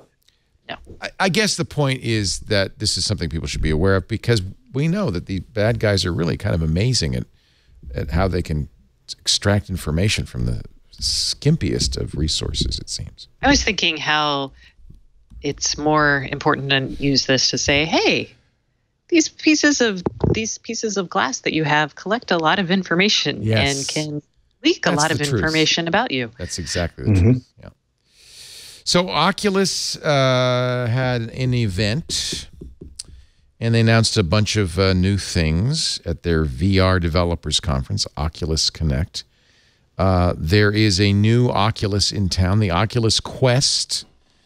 Mark Zuckerberg said $399. It's standalone. You don't have to wire it up to a computer. It's wireless, hand presence, 6 degrees of freedom, and Zuckerberg said it runs Rift quality experiences. And there will be 50 games at launch designed to use it. Wow. I haven't used any VR headsets in a while. I think the last one I used was maybe Samsung's or Google's. Maybe it's just me. I don't find I use them for like hours and hours like I would use a computer or a video game console or whatever. It's like it's kind of, I think it's a gimmick, honestly. It's a little gimmicky. It feels very like bite-sized to me. Like, okay, after 15 minutes, I'm like, okay, now I can go look at something else, I guess, but this is getting kind of boring. It could be me. I don't know. I don't like VR because I don't like having... people say it's games or entertainment or maybe even therapy, but I don't like it because I don't like not being able to see my surroundings when I'm surrounded by strangers. You know, it's so funny you say that, because I say that all the time, that somebody could sneak up on and bonk me on the head. Yeah. Isn't that funny? In my case, sexually assault me because, you know, I'm a woman. They could sexually assault me too. That is true. It's less likely. But more painful. And maybe not. Poop! That's my safe word, I've decided. That's because I'm not a robot. There we go. Snapdragon 835 in this thing. I'm so not excited about VR. I really wish I were. Isn't that funny? None of us, the three you should of us find someone who is. And there get them are to lots come on the of people show. who jump up and down and say this is the next big thing. And I think I'm a little more bullish on mixed reality, but even that, we had Amy Webb on Sunday on Twit, and she has a Magic Leap, the reference one, the $2,500 reference one, and she says she's a futurist, but she really can see that this is going to be something big. It's not yet, but it's going to be something big. I don't think you can say the same thing about VR, at least not as it stands today. Yeah. Nevertheless, for the price, 6 degrees of freedom, pretty impressive. Google, by the way, is testing the same thing with Google Daydream. Mm-hmm. Although that would require a Android phone plugged into the headset. Right. So, you know, maybe they'll say something about this on October 9th. I don't know. It's going to be, how long is that event going to be, Kevin, you think? I imagine it will be pretty long. I don't think they're just going to talk about. You know what? If Amazon could do their thing in like 70 minutes, there's 70 news items in like an hour and 25 minutes. So what's that, 85 minutes? I feel that Google really needs to step up its game.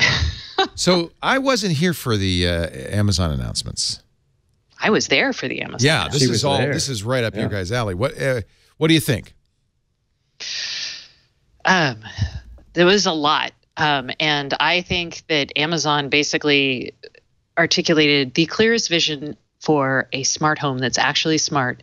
Not only did they articulate it, they also started putting together the necessary elements.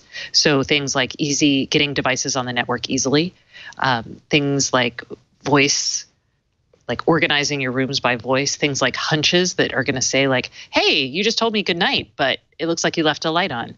Wow. That's interesting. All of that's, yeah. And they showed off things like Guard, which is going to turn everybody's echoes into a glass break sensor and a smoke detection sensor. So those kind of things. How would it detect smoke?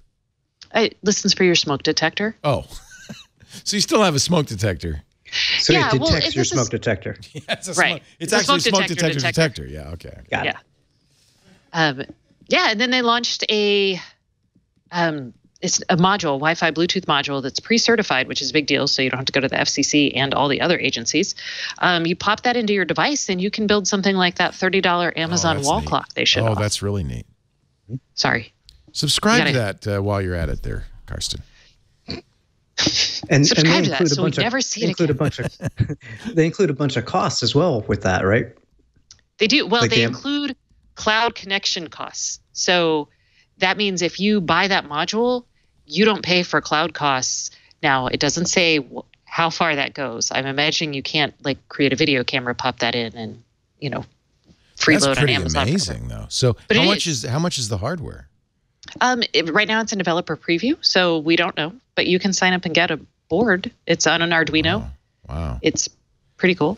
I love that idea. I mean, that's basically Amazon saying everybody go out and make some IoT devices. Let's see. Yeah, that's what their smart that microwave that everyone's like, I don't know why people are so excited about this microwave, but yes, that's what they did. They built that clock and the microwave, and then the Amazon Auto. Echo. Yeah. Were those all built with that Arduino device? Those three were built with using that module. So really, because we were mocking the microwave and all that. It was really more to demonstrate what you could do with this IoT module. And they're really neat. So not only did they do this module that's like, oh, you're not familiar with building hardware and antennas and certification with agencies? No problem. I got you. Boom. Got it. Here, take Done. that. And they created a new version of and I'll just say her name, Skills API that basically lets you define your device in 3 different categories that you can build something that's Madam A enabled very quickly, like 10 minutes. Wow. Quickly. So that's super smart because I think there are thousands of people who will jump on that. We'll do that and you could see all sorts of interesting stuff out of it. So and ultimately it benefits Amazon. Even if they give you free bandwidth for a year or free servers for a year, it's ultimately going to benefit Amazon. They'll make money off of it.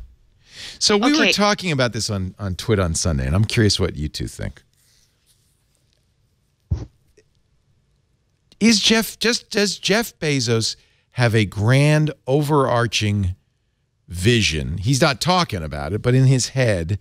Or is a lot of this serendipity? Like, we got some extra servers. Why don't we give people a chance to rent it? We could call it, I don't know, Amazon Web Services. Or, wouldn't it be interesting if we charged people a flat fee once a year for unlimited 2-day delivery? How much would you charge for that? I don't know. Let's make it $69. It looks like it's serendipitous. No, it's part of their process. Do you think there's a grand plan? I don't think there's a grand plan. What I think Jeff Bezos has done at Amazon is made it easy to build compelling things for the end customer, whether that's so he's created an organization that facilitates this kind of thing. Yes, because if you look at all of their products start with a press release, right? You cannot pitch anything. That's the whole way. That's the way it works. You don't go to a meeting with a PowerPoint deck. You go with a press release for the product. So when you think about building, if your goal is to sell things to a customer, right? And actually this gets into my choice for this week, so it'll dovetail nicely with that. If that's your goal, having that customer focus, it's not just BS the way he says it. It really is that, because it entices the user in, and you build with that end goal in mind in a way that others, I don't think, do. So I don't know if it's a grand plan to like dominate the world so much as it's hey, let's make things that people cannot bear to give up, that people will love and use and bring into their life, even if it's maybe slightly poisonous to their overall societal well-being. Who cares? We'll figure that out later. It's like the sugar industry and the fast food industry. But I think there is the overarching sense that if we do this will be I will become the richest man in the world. Yeah, I think Stacey hit the nail on the head, and I think all of this from a hardware standpoint obviously starts from the original Kindle, which wasn't great, and they reiterated, and now it's like they're commodities. I mean, you can buy a refurb Kindle for $30-40, right. And it's just an enjoyable thing to have and to use, and you have your foot in the door with a customer now with a relationship. I think the only time they really got away from that strategy and didn't think of the customer as well was the Fire phone. But the Fire tablets, all these Echo devices, they're not just cool, neat, gadgety things. They are helpful, and they're not terribly expensive, relatively speaking. So, I think Stacey's right in the grand plan. It's a very customer-focused approach. And other things come along for the ride, such as all the data and the cloud services and whatnot. Google, on the other hand, I think is more data-driven. It's a little different type of company. Although I would say Amazon does use its data to understand. So even about the microwave, I was like, oh, how many cubic feet does that have? They're like 0.7 at 700 watts. It's the most popular brand of microwave that we sell on Amazon. I was like, oh. So that's why you made it that size? He was like, exactly. And they do have that data. There's no denying that. Oh, yeah. You see them do it, too, with Amazon Web Services. What happens is they are very carefully analyzing things like who's a big customer, what are they doing, what kind of tools are becoming popular on the site. And if they see something that's becoming popular, they'll either productize it themselves or they'll buy the company that makes it. And usually they just productize it themselves, though. So they are, yes, customer focused, but they do use that data, and they use it in a way to like kill their competition. Mm-hmm. It's pretty awe-inspiring. It's kind of amazing. Have you ever been to the Museum of Ice Cream? Oh, I saw it. I went by it. It's an Instagram-y thing. Yeah. So apparently, this is a whole thing. I know about it because some of our employees have been there. There's one in San Francisco. There's also the Museum of Pizza. There's the Rose Mansion. Amanda Hess at the New York Times wrote today's article, The Existential Void of they call these pop-ups, the pop-up experience. I went to as many Instagrammable museums, factories, and mansions as I could. They nearly broke me. And it is a fabulous piece full of, there's video, but also pictures from these crazy, I don't even get the point. Maybe Facebook's sponsoring these secretly. Industries will sponsor them. Sure. Ice cream, right? Brands will sponsor them. Candytopia. And the whole idea, here's a candy pig spewing confetti out of the wrong side, I might add. Poop. This is one of the artworks of the Museum of Ice Cream. Here are selfie-taking visitors enjoying the sprinkle room. It is a room full of, we used to call them jimmies. Yep. Right? I think it's a regional thing, whether you call them sprinkles or jimmies, but yeah. Oh, all right. Yeah, this was in Rhode Island. Same we called them jimmies. Yep. Yeah, sprinkles. Here is the... I don't know what you call this. The Cherry Room, the Museum of Ice Cream, the ball pit at the Color Factory. Oh, I worry about this society because really this picture here of two young women lying on a faux fur rug taking selfies. Both of them, by the way, have those bizarre pop-up devices in the back of their phones. Those are useful. This to me is what people, archaeologists 500 years from now will look back on and say this was the quintessential experience of the 21st century right there. No, they won't, because it will be all gone because we're not archiving any of this. Oh, thank God. It's all ephemeral. Thank God. I have so many thoughts about this. I'm so interested in these things. Me and too. Not just to make fun of them, but I'm just really curious, like what people get out of it. And there's clearly something, it's really important to people. Oh, yeah. Because but I find it baffling, but I'm also so curious, like, I don't know. I mean, I can see why people are doing this because these are perfect for getting, likes on Instagram and connecting with people. And I feel like it's almost a deep psychosis that this country and this generation is entering into. But it's not everybody. It's just some people. No, but that's what worries me. It's the future. It's not even all the young people. I mean, well, yeah. Kevin, you're studying computer science with young people just out of high school. Is this typical of them, or is there more to be said for that generation? They really don't talk to me, so I don't. Who's that old guy in the corner? No, yeah. I mean, I do talk to them, but they're pretty focused on class, so I don't know. Is there a lot of selfie activity going on? Not in class, I can tell you that. Oh, that's good. No. Okay, there you go. So do you use one of those pop-out things on the okay, so I don't, but I've been playing with people who have them on their phones because my daughter's friends all have them on their phones. Oh, yeah. I am getting one because you can actually like watch stuff on your whatchamajigger phone. Like you can set it up and like you can use it to hold your phone in a way that would make it easier if they're too big. They're called I'm very excited. Pop sockets. Pop-ups. Sockets, yeah. Pop sockets. And my son is quick to point out that they were invented by somebody at CU Boulder where he went to college. And the main thing is this is the worst kind of pop socket. It's just a black rubber pop socket. Most of the time when people get these, they get them with something on them that says something about who they are. I don't know why Google, like, they don't have like a live case for a live pop socket. Yeah, well, they will. Believe me. So I have a question about these things. I see them all the time. Everywhere. My daughter has one. Yeah. So is it just me or like what? I don't want one because I would lose out on my wireless charging. Oh, that's a good point. Excellent. Oh, I don't know. Yeah. I don't wirelessly charge my phone. Yeah, you can't because you couldn't put it on the charger. Yeah. I mean, they look nice and convenient, but apparently, according to reviews on this Amazon listing, beware of counterfeit pop sockets. I was going to say something, but I'm not going to say it. Poop! Let's take a break. Poop sockets. Let's take a little break. And lady and gentleman, if you will prepare your picks or tips of the week, I will be eternally grateful. I shall be choosing a pop socket for each of my phones. I'm going to get the narwhal with rainbows. Exactly. Do they make Beatles ones? I don't know. Yes, I guarantee. Oh, hey, is there any Beatles news, Kevin Tofel? Yes, I have a special thing for you in the bottom of the show notes today for that. I'm so excited. Our show today brought to you by Rocket Mortgage. When it comes time to buy a house, this is a big deal, right? This is the biggest check you'll ever write.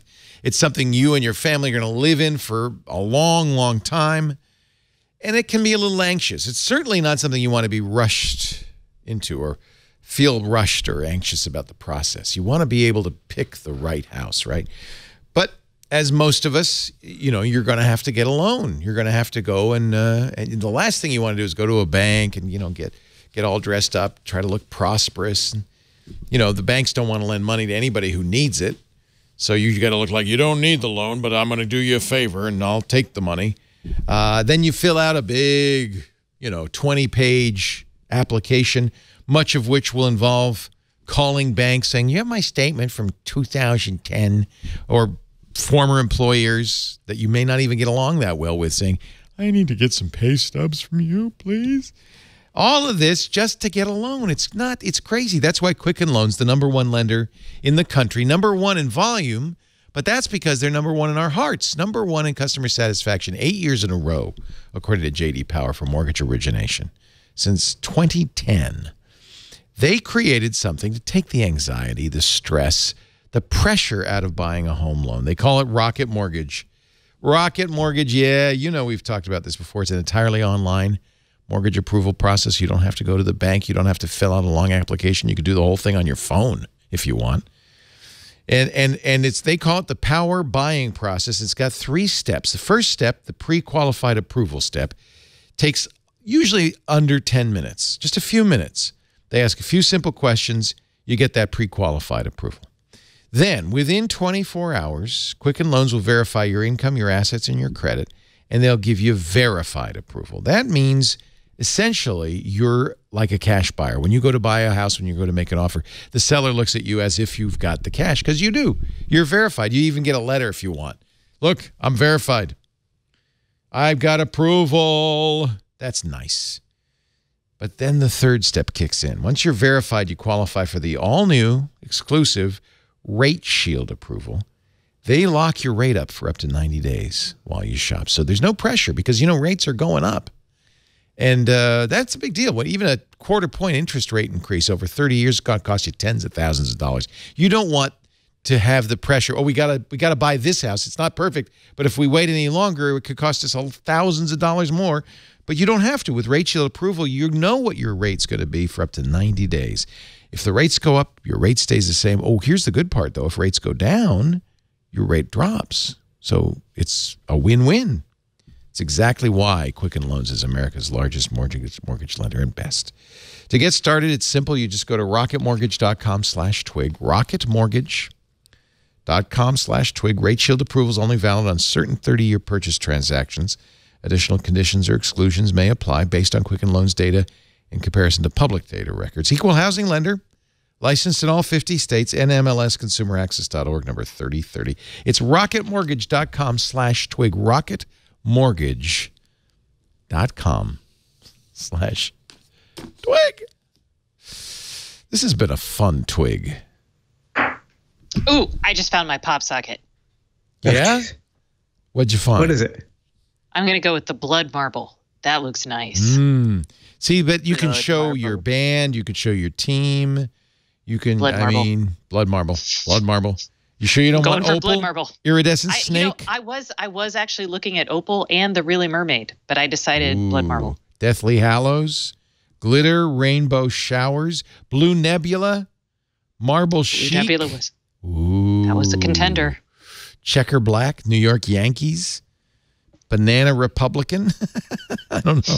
I think that's not felicitously named. Pomegranate. Shark Jump. Wow. Notice it's all millennials with these things. Ooh, no, the white and rose gold. Oh. That's pretty. Ooh. Now I really want one. Ooh, they have pop wallets too. Look at that. Pop wallets. Pop wallets. That's handy. Yeah. I used to have one of those. In some of them, they have iPhone cases. So if I did have an iPhone, I could buy a matching or a complimentary iPhone case. And then you could get an Apple Watch and we could do walkie-talkie all day. Ooh, do you have an Apple Watch, Kevin? I do. Oh, let me add you to my walkie-talkie here. Sure. Oh, you lose, Kevin. You lose. No, it's Kevin. Poop. I'm going to be in class and all of a sudden my watch is going to go poop. Great. Kevin, you said you have something to make a Beatle fan happy. I do. I have like a tech thing and a Beatles thing. You want the Beatles thing first? Either one. All right, let's do the Beatles thing. Just because Leo and I are big Beatles fans, and I keep working on Stacey for that as well. Wait a minute. Wait a minute. Hold on there. What? She's not? I'm not a Beatles fan. I'm just not a Beatles fan. Like, I like them. That's the kind of thing a robot would not say. Yeah, that's the word. Okay. What are we talking about? Is there new Beatles music? Well, there's always new Beatles music, which is really just remastered old Beatles music. But I just got a Prince. I guess there's a ton of stuff in the Prince library in the archives. Yes. Prince just released a new album it's called Mike and Piano from 93? That's awesome. His estate released it. He may not be excited about it. He's definitely not excited about it, but no. He was very particular about what he released. I know. And that's why it's all in the vault. But the estate, anyway, what is this? What are we getting here? So the White Album, 50 years old, next month, I forget which, but they're coming out with all these special versions of it, remasters and LPs, EPs, DVDs, and everything else that rhymes. And if you go, I put a link in the show notes. Oh, I want this. Even if you don't get this, because I don't know how much these sets are. $69.99. Well, that's not bad. I'll probably do that then. Wait, I bought the Sgt. Pepper thing. Yeah, so did I, and it was excellent. Fantastic. It has outtakes. It has studio chatter. It's fascinating to hear how, for instance, A Day in the Life evolved. I mean, it's just wonderful. Mr. Kite. And to hear Lennon singing and then changing, and it's just wonderful. So I would love this. This is the same thing with the White Album, I guess. Yes. What they're doing, though, is they actually are allowing you to listen for free to 3 different takes of Back in the USSR. Wow. One is the original demo. I put a link in the show notes, and if you click it, you can play the demo in either Spotify, Apple Music, Google Play, etc. Whatever you have, go back to you can play it. That's awesome. Yeah. So you hear the demo, then you hear take 5, which was the final take that they used, and then you hear the remaster. Actually, let me play it through our. I remember I disabled my. Do they have the demo on there? Sound.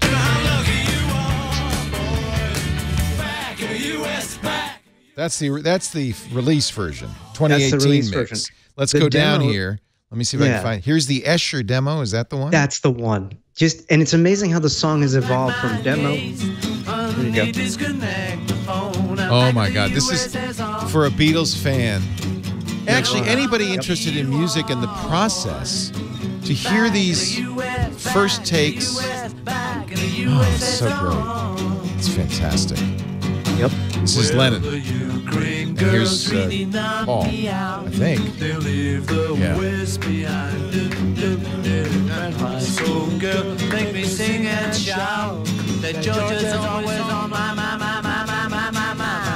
Wow, I'll probably get in trouble if I play any more of that, but that is fantastic. Like, you can just picture these guys sitting around on a sofa, just and their horse, which I love, and all of these takes are like, they sound like they've been smoking all day, popping Prellies and smoking all day.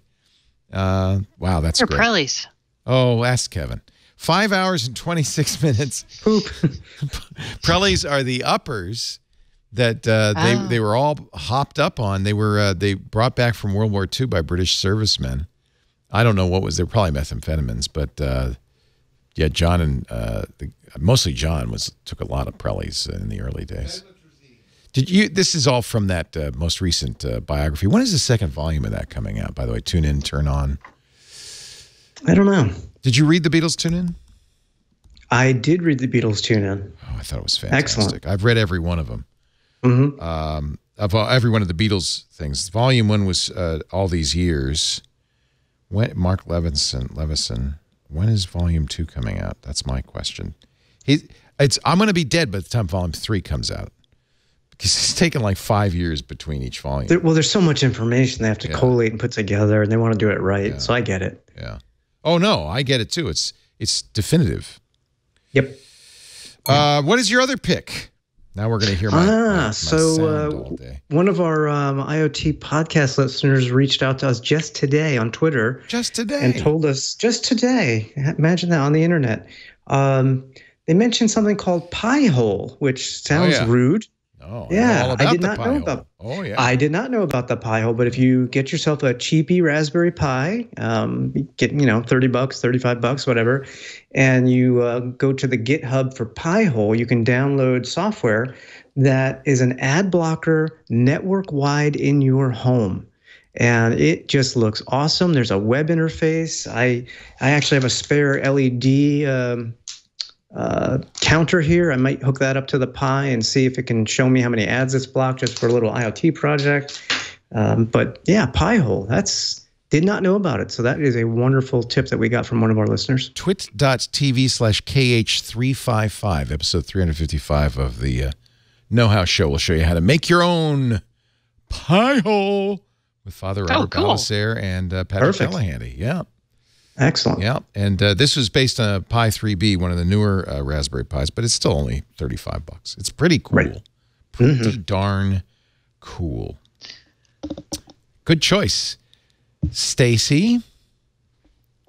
Sorry, I'm stuck yawning. I got to pry you away from the pop sockets just for a moment. No, I found my pop socket. Okay. So actually there are two, because I was going to use this like a week ago or 2 weeks ago. But Kevin showed me this. So technically it's from Kevin. But just in case you guys didn't know, let's see. Oh, I've got to... So okay, I'll do my... So if you type "Find My Android" into your Google search, it will find your phone for you. Oh, I love that. I, again, had no idea. And you can make it ring. Love you, Google. What'd you say? Oh, love you, Google. I said, love you, Google. Locating my phone. Yeah. Actually, it's not that phone.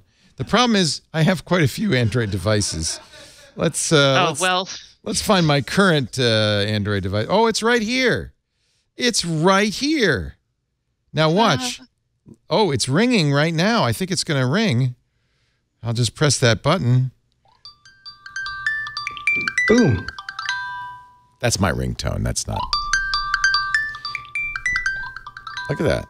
And then it says press volume and up together. Oh, I thought it said press the power button. Press power and volume up. Okay, yes. So if you're like me, I leave my phone on all the time. And the cool thing was it rings your phone even if it's on Do Not Disturb, which was key for me. Yes, which mine was. So that's pretty impressive, yeah. So, okay, that was one. So, yay. And then the other one is an article that I alluded to earlier. It is from Real Life Mag, which I've never heard of. But it was a really good look at what we're acquiescing into when we let Amazon control all parts of our lives. So I thought it was really thoughtful. The constant consumer. Yeah. Amazon's mission is to make customer identity more primary than citizenship. Oh, that's an interesting insight, isn't it? Wow. Well, and it's like, so Amazon's obsession with customers appears to have endeared them again and again to a public that should know better. Oh. I really, customer obsession is a happier narrative for this dominance than one of aggressive market capture. So, you know, take a look at this. It's definitely, it has an agenda, but it's very thoughtful. So this is great. I enjoyed it. Good recommendation. Thank you. It's from reallifemag.com. The Constant Consumer, Drew Austin, the author. Well, this has been such fun. I almost hate to call quits to it, but I think Stacey has to go get some queso and Norm needs some chowder. Or Jimmy's.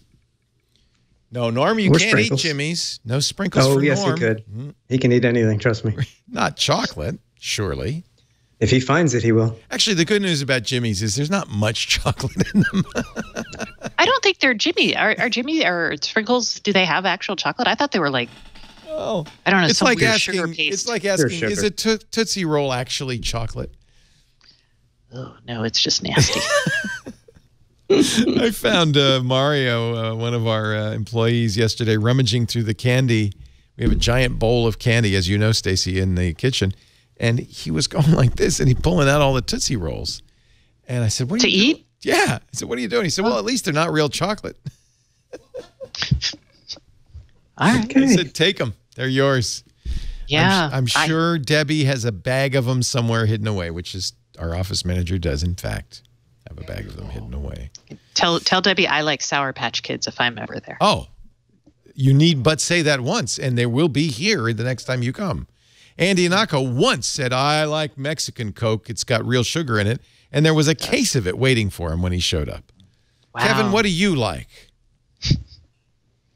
When I'm doing the show, Gatorade. After Gatorade. The show, we're not getting you Gatorade. Thank you. Kevin Tofel, of course, about Chromebooks.com. Say it with me, kids. It's the place to find out about Chromebooks. We will certainly be talking to you after October 9th. Be very curious to see how close. I think you probably nailed it. We will see. And I think I might be, if I'm not on the show with you guys during the event because I'm at the event, I believe I'm going to be on the show, and as we know, show the day after. That's up in the air. Yeah. It's as yet to be determined. Anyone watching from Google who wants to invite Kevin, he's quite knowledgeable about the products. First of all, they want Kevin. He's gonna be there. But if you're not, we invite you to be part of our live stream. 11 a.m. Sounds good. Eastern Time, 8 a.m. Pacific, October 9th. Hashtag made by Google. You'll find Kevin on the IoT podcast with his co-host, the wonderful Stacey Higginbotham. Stacey on IoT.com is her website. Don't forget to subscribe to the newsletter. It's free, and it's great reading. We do Twig I'm so glad to be back. I missed you guys. I'm so glad to see you both. It makes me smile. We do Twig every Wednesday, 3 p.m. Pacific. I'm sorry, 1:30 p.m. Pacific, 4:30 Eastern, 20:30 UTC. If you want to tune in, you can watch us do it live at twit.tv. That's before we edit all the poop out. twit.tv/live. You can watch or listen because we have audio streams as well. You could be in studio if you want. Just email tickets at twit.tv. We'll be glad to put a chair out for you if you're going to be in the Northern California area. We'd love to see you. And otherwise, you can get on-demand versions of everything we do at the website, twit.tv/twig, or wherever finer podcasts are aggregated and delivered to you via our fine content distribution network. Thanks, everybody. We'll see you next time on Twig. Bye-bye.